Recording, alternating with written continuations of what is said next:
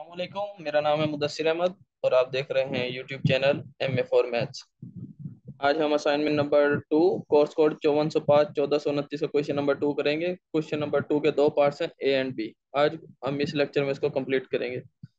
तो question number 2 के first part में कहता है कि find the determine the inverse of the matrix by using cofactor approach. हमने कोफैक्टर अप्रोच के जरिए क्या करेंगे, इसका इन्वर्स मालूम कर लेंगे। ठीक है, तो हमने मैट्रिक्स फॉर्म में लिख लिया है। जो हमारा ऊपर वेक्टर यानी कि वेक्टर फॉर्म में गिवन था मैट्रिक्स, उसको हमने मैट्रिक्स फॉर्म में लिख लिया। अब हमने इसको कोफैक्टर मालूम करना है। ठीक है, तो सबसे पहले आपको कोफैक्टर का फार्मूला पता होना चाहिए। कोफैक्टर का क्या फार्मूला होता है? ये कोफैक्टर का फार्मूला है -1 power i+j multiply by the minor. अब आप कंफ्यूज होंगे कि i+j क्या होता है। आई से मुराद होता है रो, रो नंबर। ठीक है, और जे से मुराद होता है कॉलम नंबर। ठीक है, तो इस तरह हमने अब जो रो और जो कॉलम होगी उसको हमने ऐड कर लेना और माइनर से उसको मल्टीप्लाई कर देना। अगर देखें, अगर हमने A11 मालूम करना है, A11 का मतलब है यानी कि first row and first column. तो यानी कि इसका 1+1 हो जाएगा। आई की वैल्यू भी 1 है और जे की वैल्यू भी 1 है। तो बाकी जो वैल्यू बचेंगी ना, जो वैल्यू मैं रेड सर्कल में बना रहा हूँ, ये बचेगा माइनर। इसका हम क्या कर लेंगे, डिटर्मिनेंट मालूम कर लेंगे। अब डिटर्मिनेंट कैसे मालूम करते हैं? इसको इससे मल्टीप्लाई कर दे और इसको इससे मल्टीप्लाई कर दे, दरमियान में माइनस का साइन। ठीक है, चलें करते हैं। अब ये देखिए, -1 1+1 2 का स्क्वायर हो जाएगा। वन 1+1 2 का स्क्वायर हो गया यानी कि -1 का स्क्वायर, और 3 × 2 से हुआ तो 6 हो गया, और -4 और -1 मल्टीप्लाई होगा तो क्या आएगा, +4। ठीक है, लेकिन दरमियान में क्या होता है, फार्मूले का माइनस होता है। तो इसलिए ये क्या बन जाएगा, -4। +4 जब माइनस से मल्टीप्लाई होगा तो ये -4 हो जाएगा। फार्मूला इस तरह से होता है, यानी कि इन दोनों को मल्टीप्लाई करें, 3 और 2 को मल्टीप्लाई करें तो ये हो जाएगा 3 × 2 माइनस -1 मल्टीप्लाई बाई -4। तो 3 और 2 6 हो जाएगा माइनस, और ये माइनस माइनस प्लस, 4 × 1 = 4, 6 से 4 गए 2। तो इस तरह से हैंडल करना। इसके बाद हमने, अब ये हमें एक मालूम हो गया A11 को फैक्टर की वैल्यू क्या आई है, 2। 6 -4 किया तो 2 आ गया। ठीक है, तो -1 का स्क्वायर 1 ही होता है, उसको हमने नेग्लेक्ट कर दिया या नहीं लिखा है, क्योंकि 1 से मल्टीप्लाई करें किसी को भी तो वही आंसर आता है। अब हम करते हैं A12। ठीक है, अब A12 को देखें तो इसमें क्या होगा, जो पहले पोजीशन पे होता है ना, जैसे A12 है ना, तो पहले वाला क्या कहलाएगा, रो, एंड सेकंड वाला क्या कहलाएगा, कॉलम। तो यानी कि फर्स्ट रो, ये फर्स्ट रो हो गया और सेकंड कॉलम। अब हमने ये लेना, यानी कि इन दोनों को छोड़ देना, बाकी जो वैल्यू बचेंगी वो लिख लेनी है। उनको मैं किस में लिख रहा हूँ, ग्रीन में, यानी कि एक ये और एक ये। तो ऐसे लिखा है, देखिए -2,5 और -1,2। समझ आ गई? इसके बाद हमने इसको डिटर्मिनेंट मालूम कर लेना है। डिटर्मिनेंट का बताया था आपको कि इसको इससे मल्टीप्लाई कराएं और इसको इससे मल्टीप्लाई कराएं और दरमियान में माइनस रखें, तो -1 की पावर 3 हो जाएगा। तो वो क्या होता है, हमारा -1 ही रहेगा। तो अगर अब इसको मल्टीप्लाई करें तो -2 मल्टीप्लाई बाई 2 क्या होगा, -4, और -1 मल्टीप्लाई बाई 5 करेंगे तो -5 आएगा, लेकिन फार्मूले का माइनस इसको क्या बना देगा, +5। ठीक है, तो ये हो जाएगा -4 + 5। इस तरह से आपने इसको कर लेना है। इसी तरह नेक्स्ट है वन। अब हम 1 3 कर लेते हैं, सेम वही है। 1 3 में क्या करना है, देखिए पहली रो लेनी है और थर्ड कॉलम, इसको छोड़ देना, बाकी वैल्यूज कौन सी, रेड सर्कल वाली। अब हम क्या करते हैं, इधर लिख लेते हैं, सेम वही वैल्यू है, -2, 3, 5, -4। अब इसका हम डिटर्मिनेंट मालूम कर लेते हैं। डिटर्मिनेंट का आपको बताया था कि इसको इससे मल्टीप्लाई कराएं तो क्या बनेगा, +8, माइनस करेंगे 5 3 टाइम -15, तो 8 - 15 हो जाएगा। और 8 - 15 -1 की पावर 4 है। तो पता है ना, 1 + 3 क्या है, पहली रो ली थी और तीसरा कॉलम, तो 1 + 3 4 हो जाएगा, -1 की पावर 4 1 ही आएगा, तो 8 - 15 -7 आ जाएगा। इस तरह अब हम करेंगे इसका A21 का।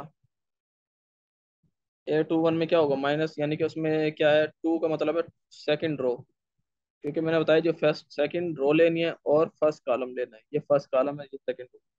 बाकी जो वैल्यू बचेंगी उसको हमने नीचे लिख लेना है, यानी कि 1 1 बचेगा और -4,2, यानी कि 1 1 और -4,2। इस तरह से आपने करना है। अभी इसके बाद आपने डिटर्मिनेंट मालूम किया है, जैसे हमने प्रीवियस किया है इन तीनों में। इन दोनों को मल्टीप्लाई कर दें, इन दोनों के दरमियान में माइनस, तो 2 माइनस प्लस 4, यानी कि -4 और 1 मल्टीप्लाई होगी +4 बन जाएगा। तो 2 माइनस प्लस 4 हो जाएगा, यानी कि 6। यानी कि 2 और 1 मल्टीप्लाई होकर 2 बनेगा, -4 और 1 मल्टीप्लाई होके 4 बनेगा, दरमियान में प्लस हो जाएगा, फार्मूले का भी माइनस मल्टीप्लाई होगा। तो इसके बाद सिंप्लीफाई कर लें तो A21 की वैल्यू आ गई। अब हम मालूम करते हैं A22 की। A22 में भी यही है, देखिए दूसरी रो और दूसरा कॉलम को छोड़ देना है, यानी कि दूसरी रो ये है और दूसरा कॉलम ये है, इन दोनों को छोड़ दे तो क्या वैल्यू बचेगी, ये जो मैं रेड में बनाऊंगा ये बचेंगी 1 1 5 2। देखिए 1 1 5 2। तो इस तरह से आपने करना है। अब इसको डिटर्मिनेंट मालूम कर ले, इसको इससे मल्टीप्लाई, इसको इससे मल्टीप्लाई, दोनों को मल्टीप्लाई करने के बाद आंसर निकाल लें। तो ये इसका A22 को आ गया। इसी तरह A23 में क्या करना है, थर्ड सेकंड रो लेनी है, ये सेकंड रो और थर्ड कॉलम, और जो बाकी बच गया उनको क्या करना है, लिख लेना है 1 1 और 5 - 4। वैसे ही हुआ है 1 1 और 5 - 4। इनका डिटर्मिनेंट मालूम कर लें, जैसे पिछले में किया है वैसे इसकी भी वैल्यू आ गई। इसी तरह A31 मालूम कर लेंगे। A31 में क्या करना है, पहले थर्ड रो लेनी है और फर्स्ट कॉलम, इन दोनों को छोड़ देंगे तो जो बाकी बचेगा उसको लिख लेंगे। बाकी कौन सा बचे, 1 1 3 - 1, 1 1 3 - 1। इस तरह करके A31 की वैल्यू मालूम कर लेंगे डिटर्मिनेंट मालूम करके। अब उसके बाद A32 में थर्ड रो और सेकंड कॉलम, बाकी क्या बचा, बाकी जो बचा वो लिख लेंगे 1 - 2 और 1 - 1, यानी कि 1 - 1 - 1। इस तरह से हम अब इसका डिटर्मिनेंट मालूम करेंगे। और इसी तरह लास्ट है A33 में थर्ड रो ले लें और थर्ड ही कॉलम, तो बाकी ये जो वैल्यू बचेगी इसको हम लिख लेंगे, यानी कि क्या बचेगा 1 1 - 2 3। तो ये लिख लिया। अभी इसका डिटर्मिनेंट मालूम करेंगे जैसे पहले किया है, अब तो आपको समझ आ गई होगी। तो ये हमारे पास क्या हुआ है, को फैक्टर मालूम हो गए। अब को फैक्टर की मदद से हमने क्या मालूम करना था, इनवर्स। क्वेश्चन हमारा क्या मालूम करने का, इनवर्स मालूम करने का। चले अब हम इनवर्स मालूम करते हैं, को फैक्टर तो सबके मालूम हो गए ना, अब हम इनवर्स मालूम करते हैं। अच्छा, अब ये हमने क्या किया, को फैक्टर को मैट्रिक्स फॉर्म में लिख लिया। जो हमारी वैल्यू मालूम हुई थी को फैक्टर की, 2 - 1, A11 की, A12 की, जो पिछले अभी पिछले हमने मालूम किए हैं, A11 A12 A13 सबकी वैल्यू क्या की हमने मैट्रिक्स फॉर्म में लिख ली, ठीक है। अब हम फार्मूला लिखते हैं इनवर्स का। ये देखिए, ये इनवर्स का ये फार्मूला आता है, adjoint of A divide by A का डिटर्मिनेंट। तो सबसे पहले हमें एडजॉइंट ऑफ ए मालूम करना पड़ेगा, फिर ए का डिटर्मिनेंट। चले, एडजॉइंट ऑफ ए का फार्मूला क्या होता है, पहले एडजॉइंट ऑफ ए का फार्मूला देख लें। यानी कि जो हमारे पास जो मैट्रिक्स मालूम हुआ है ए सी, उसका क्या ले लेना, ट्रांसपोज। अगर आपको ट्रांसपोज लेना नहीं आता तो पिछली वीडियो में मैंने ट्रांसपोज लेना सिखाया है, काइंडली वो भी आप चेक कर सकते हैं, आई बटन में उसका लिंक है। तो इसका जो ए सी मैट्रिक्स है इसका हम क्या कर लेंगे, ट्रांसपोज ले लेंगे। ट्रांसपोज में ये होता है कि रोज को कॉलम बना दे, जितनी भी रोज हैं इनको सबको कॉलम फॉर्म में लिख ले। चले मैं आपको यहाँ लिख के दिखाता हूँ कैसे। देखिए इधर 2 - 1 -7 -6, इसका हमने क्या लेना है, ट्रांसपोज लेना है, ठीक है। ये देखिए ये टी लगा हुआ है, जब इसका ट्रांसपोज लेंगे तो ये जो रोज है वो क्या बन जाएगी, कॉलम बन जाएगा। चले देख, अब देखिए 2 - 1 -7 था, तो ये रो थी, इसको क्या बन गया, ये कॉलम बन गया। ये देखिए एक कॉलम बन गया। फिर इसके बाद सेकंड को अगर देखें, ये -6 -3 -9 था, ये भी कॉलम बन गया। फिर इसी तरह जो थर्ड था, -4 -5, ये रो थी, इसको भी हमने क्या बना दिया, कॉलम बना दिया। इस तरह से हमने क्या मालूम कर लिया, ट्रांसपोज। और ये किसके बराबर होता है, यानी कि अगर को फैक्टर के मैट्रिक्स का अगर हम ट्रांसपोज लें तो वो क्या आ जाता है, उसका एडजॉइंट। तो ये हमने इसका क्या मालूम कर लिया, एडजॉइंट मालूम कर लिया, ठीक है? तो ये हमें क्या मालूम हो गया, एडजॉइंट। अब हमने मालूम करना है ए का डिटर्मिनेंट। ए के डिटर्मिनेंट का ये देखें इधर फार्मूला लिखा हुआ है। अब इसके अंदर आपने जस्ट वैल्यू पुट करनी है, 1 1। A11 की अगर इधर वैल्यू देखे तो क्या है, 2 है। और A11 की जो मैट्रिक्स हमें क्वेश्चन में गिवन था उसकी जो फर्स्ट वैल्यू होगी, यानी कि इस तरह से जो मैट्रिक्स गिवन था जो फर्स्ट वैल्यू है, ये A11 है, और ये A12, और ये A13। तो ये वैल्यू पुट करनी है मैट्रिक्स से देख के जो क्वेश्चन में गिवन है। तो करते हैं, वैल्यू पुट करते हैं इसके अंदर। देखिए जो हमारा मैट्रिक्स था उसके अंदर जो फर्स्ट रो थी वो सब में क्या था, 1 1 था, इधर भी 1 था, इधर भी वन, इधर भी वन, इधर भी वन। तो देखिए ये वन वन आ गया, ये वन, ये वन, ये वन। और ए वन वन की वैल्यू क्या थी? ए वन वन की वैल्यू 2। और ए वन टू की वैल्यू क्या है? ए वन टू की वैल्यू क्या है? -1, तो ये -1 आ गई। ए वन थ्री की वैल्यू क्या है? -7, तो ये -7 आ गई। और ए वन वन की, ए वन टू की स्मॉल स्मॉल वाला जो है, ए वन थ्री की सबकी वैल्यू क्या है? 1 1। अब इसको सिंप्लीफाई कर लेते हैं। 2 और 1 मल्टीप्लाई होकर 2 बनेगा, -1 और 1 मल्टीप्लाई होकर -1 बनेगा, -7 मल्टीप्लाई होकर -7 बनेगा। तो -8 से 2 गया तो -6 आ गया। ये तो हमने ये क्या मालूम क्या कर लिया? डिटर्मिनेंट। अब ये दोनों वैल्यूज एडजॉइंट ऑफ ए की वैल्यू और मॉड ऑफ ए की वैल्यू इस फार्मूले के अंदर पुट करेंगे और हमारा क्या मालूम हो जाएगा? इनवर्स। यही हमने क्वेश्चन नंबर 2 में मालूम करना था। इनवर्स मालूम करना था, ठीक है, मैट्रिक्स का को फैक्टर को यूज करते हुए। हमने पहले को फैक्टर मालूम किए, फिर उसके जरिए उसका एडजॉइंट मालूम किया, और फिर उसी के जरिए हमने क्या किया? उसका डिटर्मिनेंट मालूम किया। अब इन दोनों वैल्यूज को इस फार्मूले के अंदर पुट करते हैं, ये जो सर्कल में, एंगल में। तो देखें अब मॉड कितना था? 1 6 था, तो -1/6 आ गया। और एडजॉइंट जो मैट्रिक्स जो मालूम किया था वो इधर आ गया, 2 -6 -4, ये वाला मैट्रिक्स। ठीक है। तो इन दोनों का अब ये -6 इनसे डिवाइड हो रहा है, तो सबको सब वैल्यूज को -6 से क्या कर देंगे? डिवाइड कर देंगे। तो 2/6 हो जाएगा, 2/6, 6/-6, -4/-6। तो जब इसको डिवाइड करेंगे तो हमारा आंसर क्या बन जाएगा? 2/6 क्या होता है? -1/3। इस तरह से इसका आंसर आ जाएगा। अब हम करते हैं क्वेश्चन नंबर 2 का बी पार्ट। इसको हमने सॉल्व करना है क्रैमर रूल के जरिए, ठीक है। सबसे पहले हमने इसको क्या करा है? मैट्रिक्स फॉर्म में लिख लिया। ये इक्वेशन थी, सिमिल्टेनियस इक्वेशन थी, हमने इसको क्या किया? मैट्रिक्स फॉर्म में लिख लिया। मैट्रिक्स फॉर्म में कैसे लिखते हैं मैं आपको बता देता हूँ। जैसे देखिए x1 x2 x3 है, इनकी पोजीशन देख लें। x1 के साथ क्या है? 1 है। x2 के साथ -4 है। और x3 के साथ कुछ नहीं है तो 1 है।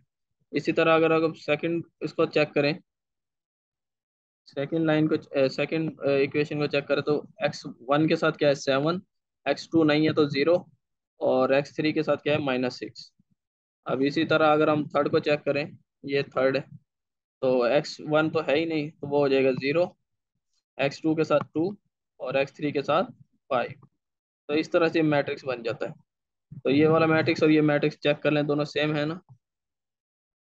तो इस तरह से हमने मैट्रिक्स बनवाया बनाया इसका। उसके बाद x1 x2 x3, और जो इक्वेशन के इस साइड था उसको वैसे लिख दिया। ठीक है, ये हमारा मैट्रिक्स बन गया। अब हम ऐड कर लेते हैं जो हमारा मैट्रिक्स है 3/3 का। इसको ए का नेम दे देते हैं, और इसको एक्स का नेम, और इसको बी का नेम दे देते हैं। ठीक है, यानी कि इनको नेम देने से आसानी हो जाएगी हमें। तो ये ए बी, ए एक्स और बी हमारे पास मैट्रिक्स बन गए। अब हम फार्मूला लिख लेते हैं। ये है क्रैमर रूल का फार्मूला। यानी कि x1 होगा तो हमने a1 और a का मैग्नीट्यूड मालूम करना है, यानी कि मॉड ऑफ ए। चले डिटर्मिनेंट भी कहते हैं इसको। अब सबसे पहले हम ना ए का डिटर्मिनेंट मालूम कर लेते हैं। पिछले क्वेश्चन में हमने जो डिटर्मिनेंट मालूम किया था ना, वो को फैक्टर के मेथड से किया था, लेकिन इधर हम दूसरे मेथड से करेंगे। को फैक्टर वाला मेथड थोड़ा लंबा मेथड है, और ये जो अब हम इसमें करेंगे क्रैमर रूल में, ये थोड़ा बहुत ही इजी मेथड है उसकी निस्बत। तो जैसे क्वेश्चन की रिक्वायरमेंट्स होती है वैसे ही हम उसका आंसर मालूम करते हैं। पहले अब ए का डिटर्मिनेंट मालूम कर लेते हैं फर्स्ट। ये हमारे पास ए मैट्रिक्स है, इसका डिटर्मिनेंट मालूम करना है। ये वाला देखें पूरा ए मैट्रिक्स है, तो इसको हमने लिख लिया। इसका डिटर्मिनेंट के लिए हम इस तरह मोड में लिखते हैं, तो मोड में लिख लिया। तो इसमें ये होता है कि अगर इसको तुम किसी भी रो या किसी भी कॉलम के जरिए एक्सपेंड कर सकते हो, लेकिन मैं इसको रो वन के जरिए एक्सपेंड करूंगा। ये रो वन। तो सबसे पहले रो वन में एक्सपेंड कैसे करते हैं? सबसे पहले वन लिखेंगे, तो ये रो और ये कॉलम छोड़ देंगे, बाकी वैल्यू लिख लेंगे ये वाली। देखें, अब मैंने इसी तरह किया इधर। जब वन लिखा है, ये वन, तो ये रो और ये कॉलम छोड़ दिया, बाकी जो वैल्यूज बची थी वो लिख। बाकी वैल्यू ये 0 - लिख दिया, देखिए इधर आ गई। ठीक है। अब इसी तरह इसके बाद हमने सेकंड पे करना है। सेकंड क्या है? -4 है। अच्छा, याद रहे कि दूसरी जो वैल्यू लिखेंगे तो उससे पहले आपने क्या लिखना है? माइनस लिखना है। ये माइनस लिखे, फिर -4 ये वाला लिखे। तो उसके बाद जो वो ये कॉलम छोड़ दें और ये रो भी छोड़ दें। रो और कॉलम छोड़ दें तो बाकी जो वैल्यू बचेंगी वो लिख लें। 7 0 बचा और -5। 7 0 और -5 आ गया। ठीक है। इसी तरह आप थर्ड के लिए, थर्ड में लिखेंगे 1। ये 1 आ गया। अब ये रो छोड़ देंगे और ये कॉलम छोड़ देंगे, तो बाकी बचेगा 7 0 0 2। ठीक है, तो ये आ गया। अब हमने इसका क्या करेंगे, डिटर्मिनेंट मालूम करेंगे, जैसे पिछले क्वेश्चन में किया था। डिटर्मिनेंट का बताया था कि इसको इससे मल्टीप्लाई, इसको इससे मल्टीप्लाई, दरमियान में माइनस। तो जीरो और माइनस फाइव, जीरो और फाइव मल्टीप्लाई के जीरो ही रहेगा, माइनस और टू मल्टीप्लाई के माइनस फाइव, लेकिन फार्मूला का माइनस, इसको क्या करते हैं प्लस। इसी तरह बाकी भी सिंप्लीफाई कर लेंगे। तो वन आ जाएगा, ये माइनस फोर और ये माइनस क्या हो जाएगा, प्लस हो जाएगा। तो प्लस फोर आ जाएगा, और सेवन और फाइव मल्टीप्लाई के 35, बाकी वो जीरो हो जाएगा। ठीक है। और इसके बाद सेवन और टू मल्टीप्लाई के 14 हो जाएगा, जीरो और में से माइनस जीरो करेंगे तो जीरो ही रहेगा। अब इसको मजीद सिंप्लीफाई कर लेते हैं। तो ये 12 और ये सेवन, ये 12 हो जाएगा, और फोर मल्टीप्लाई बाई 35, तो वो हो जाएगा 140, एंड 14 वैसे ही आ गया। अब इन सबको सम करें तो 166 आ गया। तो ये हमने क्या हो गया, मॉड ऑफ ए मालूम हो गया। अब हम मालूम करते हैं ए वन की वैल्यू, ठीक है, ताकि हमें एक्स वन की वैल्यू मिले। अगर हम आई की जगह वन पुट करें तो फिर टू पुट करें तो ए टू की वैल्यू। अब थोड़ा सा इसमें समझने वाली बात है कि ए वन को किस तरह से लिखेंगे, ए वन मैट्रिक्स को। ए वन मैट्रिक्स में ये होता है कि जो हमारा पहला कॉलम है ना, यानी कि अगर मैं इधर ड्रा करके बताऊं, ये हमारा जो है पहला कॉलम, पहले कॉलम को किससे रिप्लेस कर देंगे, बी वैल्यू से। देखिए 170 की जगह ए वन में क्या आ गया, 12, 18, 7। बस ये चेंजिंग करनी है। इसके बाद सेम वही काम करना है जो हमने काम इधर किया है। ठीक है, वही डिटर्मिनेंट मालूम करना है। पहले हम ए वन का डिटर्मिनेंट मालूम करते हैं। पहली रो के जरिए हमने एक्सपेंड किया, 12 लिखा, बाकी वैल्यू वैसे लिख लिए। ये देखें बाकी वैल्यू वैसे आ गई।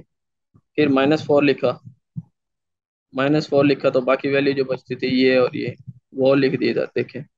फिर 1 लिखा, और बाकी जो वैल्यू बचती थी 18072 वो लिख दी। ठीक है। अब इसका हमने डिटर्मिनेंट मालूम कर लेना है। सबका डिटर्मिनेंट मालूम किया है, इसको इससे मल्टीप्लाई, क्योंकि अब ये आपको समझ आ गई होगी, काफी देर से समझा रहा हूँ। इनको मल्टीप्लाई करके दरमियान में माइनस रखेंगे। अब इसको सिंप्लीफाई करेंगे। 12, 0 + 2 144 हो जाएगा, और 90 और 132 को 4 टाइम करेंगे तो 528, और 1 को 36 से मल्टीप्लाई करेंगे तो 36। अब इन सबको ऐड करेंगे तो ए वन का मॉड आ गया, यानी कि ए वन का जो आंसर आ गया 708। ठीक है। इसी तरह अब हम ए टू मालूम करेंगे। ए टू में क्या करेंगे, जैसे ए वन मालूम किया वैसे ही ए टू करेंगे। ए टू में बस आपने ये याद रखना है कि जो हमारे पास सेकंड, यानी कि कॉलम था ये वाला, इसकी जगह पे क्या पुट कर देंगे, बी वैल्यू। ये देखिए सेकंड कॉलम पे मैंने क्या पुट किया, बी वैल्यू। तो 12, 18, 7। बाकी काम वैसे ही करना है जैसे ए वन में किया था, सेम एज इट इज यही वाला काम करना है, डिटर्मिनेंट मालूम करना है। चले इसका डिटर्मिनेंट मालूम करते हैं ए टू का। तो ये ए टू का डिटर्मिनेंट मालूम कर लिया हमने, इसी तरह जैसे ये वाला किया था, सेम एज इट इज। आपको समझ आ गई होगी। इसके बाद हमने ए थ्री मालूम करना है। ए थ्री में क्या करना है, जैसे हमने ए टू किया है वैसे ही ए थ्री का मॉड मालूम करना है। ए थ्री में ख्याल रहे कि जो हमारे जो कॉलम थ्री था, ये कॉलम थ्री था, इसकी जगह पे क्या रिप्लेस कर देना, बी वेक्टर। देखें ये ए थ्री की जगह वो आ गया, बाकी वैसे का वैसे ये वाला पूरा आ गया, 1 - अब इसका डिटर्मिनेंट मालूम कर लेंगे, जैसे ए टू मालूम किया था। डिटर्मिनेंट आपको पता ही है, हमने एक्सपेंड किया है रो वन के जरिए। तो रो वन के जरिए एक्सपेंड कर दिया, 1 - 4 12 वो आ गया, और बाकी वैल्यू लिख लें जो रिमेनिंग थी माइनर। अब इसको सिंप्लीफाई करेंगे तो ये इसका आंसर आ जाएगा 328। अब इस फार्मूले के अंदर हम वैल्यू पुट करते जाएंगे और अपना आंसर x1, x2, x3 का सोल्यूशन मालूम करते जाएंगे। चलें देखें, ये हमारा फार्मूला है, यानी कि क्रैमर रूल का। अगर हम एक्स वन पुट करें तो ए वन का मॉड बाई ए का मैग्नीट्यूड। अब अगर इधर गौर करें तो ए वन का मैग्नीट्यूड क्या था, 708, और ए का मैग्नीट्यूड क्या था, 166। वो दोनों वैल्यू इधर पुट कर देंगे, 708 डिवाइड बाई 166, तो आंसर हमारा बनेगा 354/83। इसी तरह अब हम एक्स टू की वैल्यू मालूम करें तो फार्मूला बनेगा ए टू। तो ए टू की वैल्यू देखेंगे, इधर ए टू की वैल्यू क्या है, -239, और ए का मैग्नीट्यूड कितना है, 166। तो वही लिखेंगे, x2 = -239 डिवाइड बाई 166। और इस तरह हमने क्या किया करेंगे, ए टू की वैल्यू, एक्स टू का आंसर आ गया -239 डिवाइड। अब हम मालूम करेंगे एक्स थ्री की वैल्यू। एक्स थ्री की मालूम वैल्यू मालूम करते हैं, x3 = A3/A। वही फार्मूला, इस फार्मूले के अंदर वैल्यू पुट करिए। अब उसको दोबारा से इसमें वैल्यू लिख देंगे, x3 = 328/166। और उसके बाद जब इसको सिंप्लीफाई करेंगे तो आंसर बन जाएगा 164 भाई 83, 2 से डिवाइड कर दिया दोनों को ना। अच्छा अच्छा, अगर बच्चे इसमें भी कंफ्यूज होंगे तो इसको भी 2 से डिवाइड कर दें, इसको भी 2 से डिवाइड कर दें। तो 166 की 2 से डिवाइड किया 83, 320 164, इसको भी यानी कि 2 से डिवाइड किया ऊपर वाले को भी। तो ये हो जाएगा 354 और 83। उम्मीद करता हूँ क्वेश्चन नंबर 2 कंप्लीट आपको समझ आ गया होगा, ये नोट्स में मौजूद है। तो अगर वीडियो समझ आ गई है तो काइंडली मेरे चैनल को सब्सक्राइब करें, दोस्तों के साथ ये वीडियो शेयर करें।